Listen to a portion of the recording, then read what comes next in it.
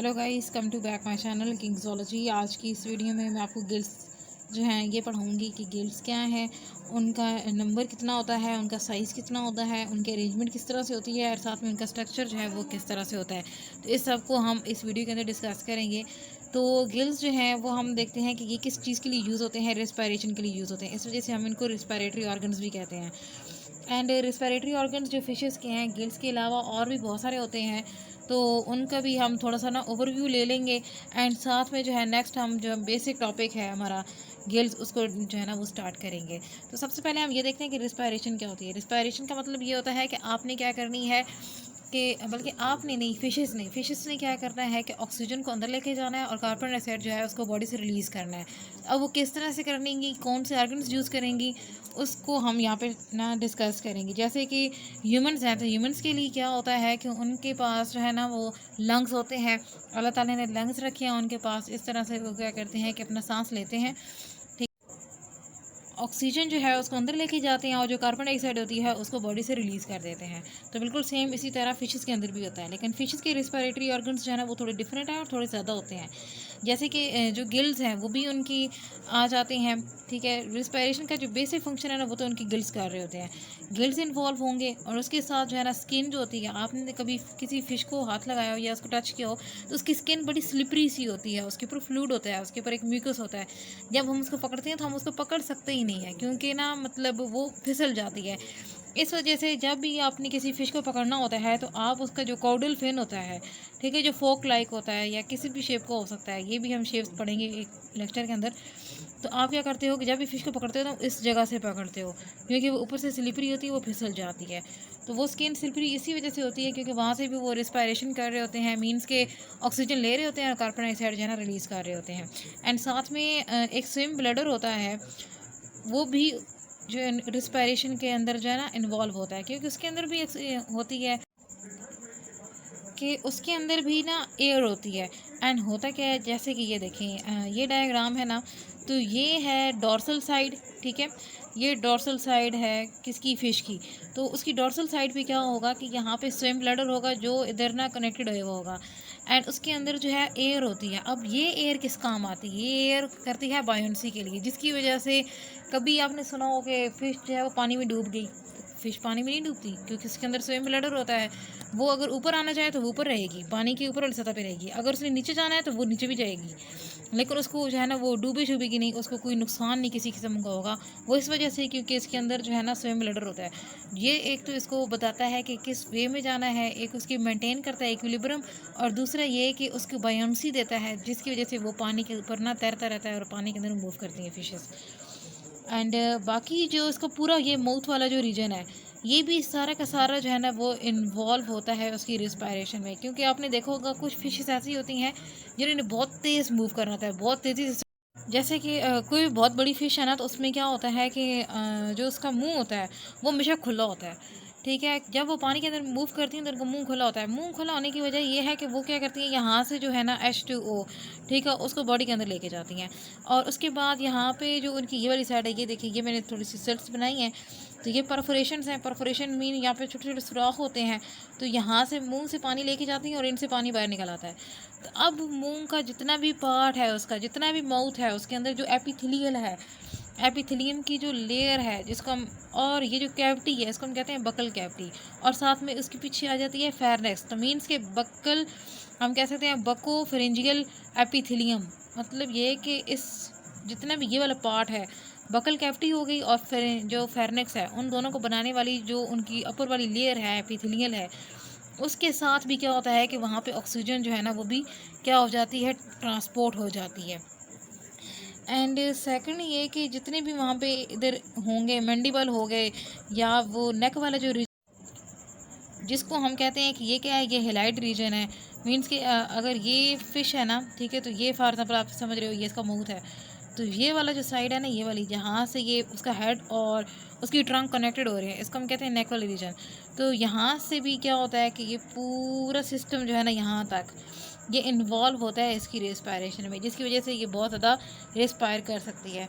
देखिए, यहाँ पे डिफ़िकल्टी ये है कि वाटर है, वाटर के अंदर जो है ऑक्सीजन वो ऐड है, ठीक है। अब वाटर है उसके साथ जो है ना ऑक्सीजन ऐड है, साथ में जो है वो कार्बन डाइऑक्साइड ऐड है।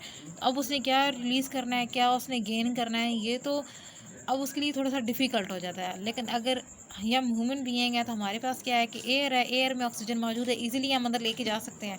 हमें इतनी डिफ़िकल्टी नहीं होती, लेकिन उसको ज़्यादा डिफ़िकल्टी होती है। अगर फ़ास्ट स्विमर है, प्रेडेटर है, मीन्स कि उसने प्रे को जो है कैप्चर करना है, उसको पकड़ना है और बहुत ज़्यादा वर्क डन करना है, देन उसको ऑक्सीजन बहुत ज़्यादा ज़रूरी होगी। और उसके लिए क्या होगा कि वो सारे अपने जितने भी उसके ऑर्गन्स हैं, उनको पूरी कोशिश होगी कि वो ज़्यादा से ज़्यादा ऑक्सीजन जो है अपनी।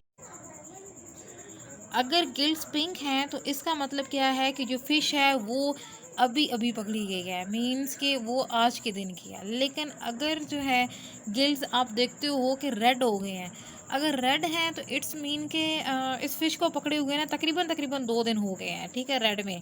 लेकिन अगर उसका कलर हो जाता है ब्राउन तो आपने वो फ़िश कभी भी नहीं खरीदनी, बिकॉज़ क्योंकि उसको लिए हुए ना तकरीबन तकरीबन बहुत ज़्यादा जो है वो टाइम हो चुका है, जिसकी वजह से क्या होगा कि अगर आप उसको खाओगे तो वो आपको काफ़ी ज़्यादा नुकसान देगी। और नुकसान कैसे देगी, क्योंकि उसके अंदर बहुत सारे वायरसेस आ जाते हैं, बहुत सारे बैक्टीरिया उसके ऊपर अटैक कर चुके हैं और उसकी वजह से वो आपके खाने के लिए बिल्कुल अच्छी नहीं है। तो आप जो है ना इसकी गिल्स को चेक करके तो आप बता सकते हैं कि ये फ़िश जो है ना ये न्यू है या पुरानी है, ये जैसी है। एक फ़िश लेनी किस तरह है, लेकिन अब ये गिल्स से कैसे पता लगेगा? गिल्स का कलर पिंकिश क्यों होता है? उसका कलर पिंकिश इस वजह से है क्योंकि वहाँ पे बहुत ज़्यादा ब्लड कैपिलरीज़ हैं। और मैंने आपको बताया कि इसको ऑक्सीजन ज़्यादा चाहिए फ़िश को। फ़िश ने बहुत ज़्यादा सर्वाइव करना है, बहुत ज़्यादा मूव करना है उस वाटर के अंदर।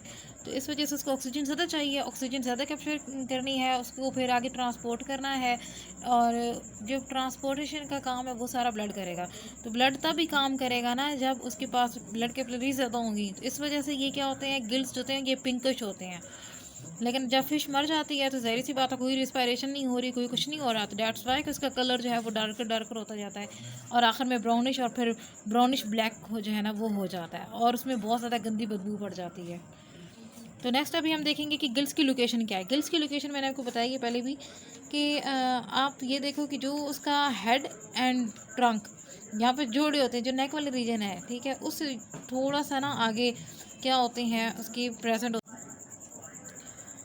एंड अगर हम इसकी लोकेशन देखते हैं तो ये लोकेशन जो है ना एंटीरियर साइड पे होती है। जो एंटीरियर पोर्शन होता है ना एलिमेंट्री कैनाल का, एलिमेंट्री कैनाल कौन सी होती है, जिसमें क्या करते हो कि जितना भी माउथ हो गया, ठीक है, माउथ के पास वो बकल कैविटी, फिर ओरल कैविटी, बकल कैविटी, और वो जितना फेरेंक्स है और उसके बाद जो उसका स्टमक और वो सारी जितनी भी चीज़ें आ रही हैं ना वो सारी एलिमेंट्री कैनाल है जो फूड में इन्वॉल्व है। तो अब क्या होगा कि एलिमेंट्री कैनाल जो है उसका जो इंटीरियर पार्ट होता है, ठीक है, बिल्कुल उसके फ्रंट पे, तो उसको हम क्या कहते हैं, ये क्या है, ये उसकी गिल्स हैं, वहाँ पे जो है ना उसकी गिल्स प्रेजेंट होंगे। जैसे कि ये देखिए यहाँ पे ना, ठीक है, इधर जो है ना इधर गिल्स प्रेजेंट होंगे इधर, ठीक है, उसके माउथ और ट्रंक जहाँ पे जोड़ रहे हैं उस रीजन में जो है ना ये प्रेजेंट होंगे। देन अभी हम उनका देखेंगे नंबर, कि उनका नंबर जो है ना वो कैसा होता है। देखिए कुछ बोनी फिशेज़ हैं तो बोनी फिशेज़ में क्या होंगे, 4 पेयर जो है ना वो प्रेजेंट होंगे, गिल्स के 4 पेयर्स इनके होंगे। लेकिन अगर कार्टिलेजिनस है तो अब बोनी फिशेज़ जो होती है ना वो ज़्यादा, जब भी आप नाम लोगे ना कार्टिलेजिनस का तो मीन्स कि आप किसकी बात कर रहे हो, आप जो है ना वो शार्क की बात कर रहे हो। आपके जहन में जो है ना वो शार्क जो है वो चलनी चाहिए। तो शार्क जो होगी उसके अंदर क्या होंगे, 5 पेयर ऑफ गिल्स जो है ना ये प्रेजेंट होंगे जो कार्टिलेजिनस होंगी। जो बोनी है उनके अंदर 4 होंगे। और कुछ ऐसी शार्क्स भी हैं जिनके अंदर ना 6 तक जा सकते हैं, 6 हो सकते हैं। और उसके साथ कुछ ऐसी फिशेस भी होती हैं जिनके अंदर गिल्स के जो नंबर है ना वो ज़्यादा होता है, लेकिन वो उसकी किसी काम के नहीं होते, वो जस्ट ऐसे करें कि नॉन रेस्पिरेटरी जो है ना वो होते हैं। जैसे कि ये इसके अंदर है हेप्टाकोकस जो है ना पोसेसिस, उसके अंदर क्या है कि 7 आ रहे हैं पेयर्स, लेकिन वो किसी काम के नहीं है। उनमें से कुछ फंक्शनल होंगे, कुछ नॉन फंक्शनल होंगे। एंड सम टाइम जो है ना हमारे पास जैसे कि चिमेरा जो है वो उसमें 4 पेयर आ जाते हैं। एंड अब 4 पेयर क्यों है, क्योंकि उसके पास जो है ना ज़्यादा क्योंकि उसके अंदर जो है वो ज़्यादा स्पेराइकल मौजूद नहीं है।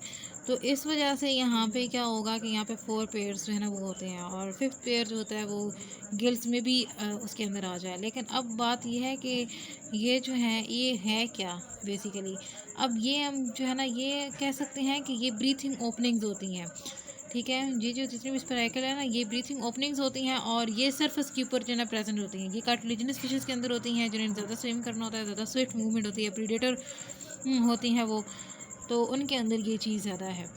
अब क्या होगा कि जब इनके ऊपर से जो है ना, इनके ऊपर से वाटर गुजरता है, ठीक है, इनके ऊपर से वाटर गुजर के फिर वो जाता है गिल्स तक पहुंचता है, फिर वहाँ पे जाके ना जितनी भी गैस एक्सचेंज होनी होती है वो वहाँ पे होती है। नेक्स्ट जो है वो हम देखेंगे टाइप्स ऑफ गिल्स के। गिल्स जो है उनकी कौन कौन सी टाइप्स हैं, किस तरह के गिल्स होते हैं। गिल्स की टाइप्स जो है ना वो दो, आप ये कह सकते हो कि उनको ना मतलब दो बेसिस पे डिवाइड किया गया है। एक लोकेशन के बेस पे, कि लोकेशन भी उनकी डिफरेंट हो सकती है, इस वजह से उनकी टाइप्स ली जाती हैं। और दूसरा ये कि उनका स्ट्रक्चर भी थोड़ा बहुत, क्योंकि उसके अंदर जो है वो ज़्यादा स्पेराइकल मौजूद नहीं है, तो इस वजह से यहाँ पे क्या होगा कि यहाँ पे 4 पेयर्स जो है ना वो होते हैं, और 5th पेयर जो होता है वो गिल्स में भी उसके अंदर आ जाए। लेकिन अब बात ये है कि ये जो है क्या बेसिकली। अब ये हम जो है ना ये कह सकते हैं कि ये ब्रीथिंग ओपनिंग्स होती हैं, ठीक है। ये जो जितनी भी स्पाइरल है ना, ये ब्रीथिंग ओपनिंग्स होती हैं और ये सरफेस के ऊपर जो है ना प्रेजेंट होती हैं। ये कार्टिलेजिनस फिशेस के अंदर होती हैं, जिन्हें ज़्यादा स्विम करना होता है, ज़्यादा स्विफ्ट मूवमेंट होती है, प्रीडेटर होती हैं वो, तो उनके अंदर ये चीज़ ज़्यादा है। अब क्या होगा कि जब इनके ऊपर से जो है ना, इनके ऊपर से वाटर गुजरता है, ठीक है, इनके ऊपर से वाटर गुजर के फिर वो जाता है गिल्स तक पहुंचता है, फिर वहाँ पे जाके ना जितनी भी गैस एक्सचेंज होनी होती है वो वहाँ पे होती है। नेक्स्ट जो है वो हम देखेंगे टाइप्स ऑफ गिल्स के। गिल्स जो है उनकी कौन कौन सी टाइप्स हैं, किस तरह के गिल्स होते हैं। गिल्स की टाइप्स जो है ना वो दो, आप ये कह सकते हो कि उनको ना मतलब दो बेसिस पे डिवाइड किया गया है। एक लोकेशन के बेस पे, कि लोकेशन भी उनकी डिफरेंट हो सकती है, इस वजह से उनकी टाइप्स ली जाती हैं। और दूसरा ये कि उनका स्ट्रक्चर भी थोड़ा बहुत, अब हम गिल्स की टाइप्स पढ़ेंगे उनकी स्ट्रक्चर की बेस पे, कि स्ट्रक्चर की बेस पे गिल्स की कौन कौन सी टाइप्स हैं। तो यहाँ पे टोटल बेसिकली जो है वो 4 टाइप्स आ जाती हैं। सबसे पहले आएगी हेमी ब्रांच, कि देखिए हेमी ब्रांच जो है वो किस तरह की होगी कि ये इस तरह से हेमी ब्रांच है। ये देखिए अब होगा क्या कि गिल्स जो होंगे ना वो सिर्फ एक साइड पे प्रेजेंट होंगे। जैसे अब ये प्राइमरी फिलामेंट है ना, तो इसकी ना एक साइड पे है। जैसे कि ये देखिए इस तरह से अगर फिलामेंट है, ठीक है, तो उसकी ना अगर एक साइड पे है तो उसको हम क्या कहेंगे, हेमी। ठीक है, मतलब ये कि उसकी सिर्फ एक साइड पे जो है ना यहाँ पे गिल्स मौजूद है। तो ये कौन से होंगे, ये हेमी ब्रांचेस स्केल मौजूद होंगे। हेमी ब्रांच होगा उसकी सिर्फ एक साइड पे जो है ये मौजूद होंगे गिल्स जो है ना, गिल फिलामेंट वो जस्ट एक साइड में मौजूद होंगे। ठीक है, तो अब ये वाले जो है ना, ये फिलामेंट जो है ये वाला जिसको हम प्राइमरी फिलामेंट बोल रहे हैं, ये दरअसल है क्या, ये एक तरह का सेप्टम है, एक तरह की स्पेस है, एक तरह की रुकावट है, जिसकी एक साइड पे जो है ना जस्ट गिल्स मौजूद होंगे, गिल्स फिलामेंट होंगे। तो उसको हम क्या कहेंगे, ये क्या है, ये हेमी ब्रांच है। और जो सूडो है, सूडो में क्या होता है कि ये जो हेमी ब्रांच है ना, जो हमने पीछे पढ़े हैं, उनमें क्या होगा कि उनमें थोड़ी सी चेंजेस आ जाएंगी, उनकी मॉडिफिकेशन हो जाएगी, या फिर वो वहाँ से रिमूव हो गई हैं किसी वजह से, या फिर वो किसी जगह से ना मतलब कोई डिजीज़ की वजह से ये किसी भी तरीके से वेस्ट हो गए हैं, वहाँ से ख़त्म हो गए हैं। तो उसको हम क्या कहेंगे कि ये क्या है, ये सूडो ब्रैंक है, ये सूडो ब्रैंक गिल्स है। मतलब ये कि देखिए अगर इस तरह से है ना, ठीक है, ये था सेप्टम, तो सेप्टम के यहाँ पे जो है ना इस तरह से गिल्स मौजूद हैं एक साइड पे, इसको कहते हैं हेमी। ठीक है, और अगर इसके अंदर कोई मतलब ख़राबी आ जाए, ये किसी तरह से रिमूव, जैसे कि ये देखें ये एक साइड है ना यहाँ पे मगर मौजूद है, तो इसको क्या कहेंगे, ये क्या है, ये सूडो है। अब यहाँ पे भी मौजूद नहीं है, यहाँ पे भी मौजूद नहीं है, या मुकम्मल तौर पे इस पूरे के ऊपर गिल्स मौजूद हों ही नहीं, ये मुकम्मल खाली हो, तो फिर इसको क्या कह सकते हैं, ये क्या है, ये जो है ना ये सूडो ब्रैंक है। और देखा जाए तो अब इसमें क्या है कि इसका जो फंक्शन है रिस्पायरेटरी फंक्शन वो लॉस हो जाएगा, क्योंकि इसके पास गिल्स होंगे ही नहीं, या तो इतने थोड़े से होंगे, तो या फिर ये ऐसे ना फिलामेंट खाली होगा, उसके ऊपर कोई गिल्स वगैरह नहीं होंगे। एंड बेसिक जो फंक्शन है वो यही होता है कि सिर्फ ये क्या करेगा, ब्लड को रिसीव ज़रूर करेगा, ठीक है, ब्लड को रिसीव करेगा डोर्सल आयोटा से, और उसके बाद क्या करेगा कि उसमें से जो है ना ऑक्सीजन की कॉन्सेंट्रेशन उसमें हाई करेगा, और बाकी जितने भी मतलब गिल्स होंगे उन तक जो है ना उस ब्लड को पहुंचाएगा, ताकि जल्द अज जल्द जो है ना ब्लड वो सारा का सारा ऑक्सीजनेटेड हो जाए। एंड ऑक्सीजनेटेड ब्लड जो है ना फिर वो आगे आर्टरी के थ्रू पूरी बॉडी के अंदर जो है वो चला जाएगा। तो इस तरह से ये जो है ना सारा फंक्शन करेंगे ये सूडो ब्रैंकी। लेकिन जो होलो ब्रैंकी है, जैसे कि ये देखें ये एक साइड है ना यहाँ पे मगर मौजूद है, तो इसको क्या कहेंगे, ये क्या है, ये सूडो है। अब यहाँ पे भी मौजूद नहीं है, यहाँ पे भी मौजूद नहीं है, या मुकम्मल तौर पे इस पूरे के ऊपर गिल्स मौजूद हों ही नहीं, ये मुकम्मल खाली हो, तो फिर इसको क्या कह सकते हैं, ये क्या है, ये जो है ना ये सूडो ब्रैंक है। और देखा जाए तो अब इसमें क्या है कि इसका जो फंक्शन है रिस्पायरेटरी फंक्शन वो लॉस हो जाएगा, क्योंकि इसके पास गिल्स होंगे ही नहीं, या तो इतने थोड़े से होंगे, तो या फिर ये ऐसे ना फिलामेंट खाली होगा, उसके ऊपर कोई गिल्स वगैरह नहीं होंगे। एंड बेसिक जो फंक्शन है वो यही होता है कि सिर्फ ये क्या करेगा, ब्लड को रिसीव ज़रूर करेगा, ठीक है, ब्लड को रिसीव करेगा डोर्सल आयोटा से, और उसके बाद क्या करेगा कि उसमें से जो है ना ऑक्सीजन की कॉन्सेंट्रेशन उसमें हाई करेगा, और बाकी जितने भी मतलब गिल्स होंगे उन तक जो है ना उस ब्लड को पहुंचाएगा, ताकि जल्द अज जल्द जो है ना ब्लड वो सारा का सारा ऑक्सीजनेटेड हो जाए। एंड ऑक्सीजनेटेड ब्लड जो है ना फिर वो आगे आर्टरी के थ्रू पूरी बॉडी के अंदर जो है वो चला जाएगा। तो इस तरह से ये जो है ना सारा फंक्शन करेंगे ये सूडो ब्रैंकी। लेकिन जो होलो ब्रैंकी है, एंड अगर हम इसकी जो है ना मतलब हिस्टोलॉजी देखें, हिस्टोलिकली अगर देखा जाए तो ये क्या है, यहाँ पे जो है ना इसमें सेल्स होते हैं जो कि एसिडोफिलिक उनको कहते हैं, क्योंकि वो एसिड लिविंग होते हैं, एसिडिक आप कह सकते हो सेल्स एक तरह के, ठीक है। तो वो सिक्रीटरी सेल्स होते हैं। अब उनका क्या काम है बेसिकली कि वो क्या करेंगे, वो कार्बोनिक एनहाइड्राइज एंजाइम्स जो है ना, ठीक है, ये प्रोड्यूस कर रहे होते हैं। ये अब हम उसकी क्या देख रहे हैं, उसका सेल लेवल पे जाके उसकी देख रहे हैं कंपोजिशन और उसका फंक्शन चेक कर रहे हैं कि ये जो सूडो ब्रैंकी है इसके जो सेल्स हैं वो किस तरह के होते हैं, ठीक है। ये एसिडोफिलिक सिक्रीटरी सेल्स हैं, और फिर वहाँ पे वो क्या प्रोड्यूस कर रहे हैं, कार्बोनिक एनहाइड्राइज एंजाइम प्रोड्यूस कर रहे हैं, जो कि बहुत ही यूज़फुल होता है कि गैस जो है ना वो किसके अंदर फिल हो जाए, उसके अंदर ब्लैडर के अंदर। स्विमिंग ब्लैडर मैंने आपको बताया था कि डोर्सल साइड पे स्विमिंग ब्लैडर होता है, ठीक है। तो उसके अंदर गैस फिल करने के लिए ये बहुत ही इंपॉर्टेंट एंजाइम्स हैं। एंड वैसे देखा जाए तो इनका ना रिस्पायरेटरी कोई इतना बड़ा फंक्शन नहीं होता। जो होलो ब्रैंक हैं, होलो ब्रैंक आप कह सकते हो ये एक तरह की ना ट्रू गिल्स हैं या कंप्लीट गिल्स हैं। इनको कंप्लीट गिल्स कहते हैं। अब इसकी वजह क्या है कि ये आपको डायग्राम देखें कि देखें ये है प्राइमरी फिलामेंट, ठीक है, ये प्राइमरी फिलामेंट है या एक स्पोर्ट है या एक सेप्टम है। तो उसकी इस साइड पे भी, ठीक है, उसकी डोर्सल साइड पे, उसकी वेंट्रल साइड पे, दोनों साइड पे क्या है, गिल्स प्रेजेंट है। और इस वजह से हम इनको क्या कहते हैं, ये क्या है, ये होलो ब्रैंक है, मतलब कंप्लीट या ट्रू गिल्स हैं, क्योंकि इनके ना यूँ इस साइड पे भी आ रहे हैं गिल्स और इस साइड पे भी मौजूद हैं। अब देखें कि इसकी थोड़ा सा ना हम इसका स्ट्रक्चर जो है अब थोड़ा सा डिफरेंट हो गया, क्योंकि यहाँ पे दोनों तरफ जो है ना वो गिल्स आ गए हैं। तो इसके स्ट्रक्चर में बेसिक चीज़ क्या है कि इसको ना एक कार्टिलेजिनस बोन होती है जो कि इसको सपोर्ट कर रही होती है, ताकि इसकी ना मतलब उसको सपोर्ट करती है ताकि वो उनको हैंडल कर सके।